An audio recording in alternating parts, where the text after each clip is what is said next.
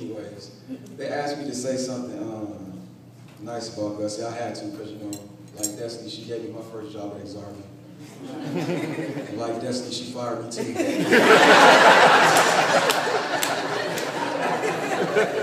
But then I worked for Finish Line for Brian Page, and he fired me too.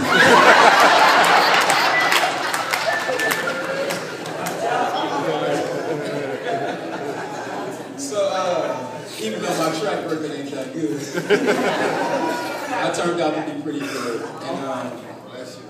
And so when they said we want to address Gus, we want to be different because, you know, Gus was different.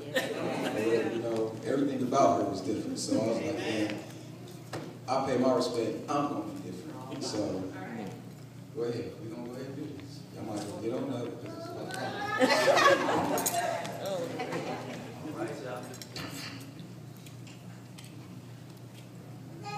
Yeah, I remember this lopsided view too. Too much hair. I'm about to sit right there. Yeah. Yo, I'm going there. She was different, so you know that's how we're gonna do it. I'm different, yeah, I'm different. I'm different, yeah, I'm different. She's different, Gusta's different. Pull up to the gate with my leg missing. Pull up to the gate with my leg missing. Pull up to the gate with my leg missing.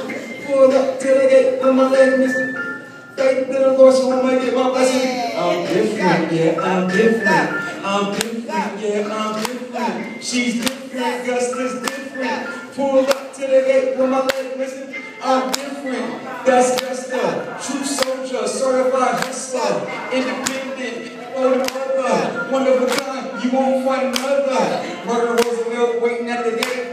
Arlene mad cause Gussie running late. She ain't here now, so she fell off. Probably looking down now, laughing her tail off. She looked back at us, said she was straight and she would get back at us.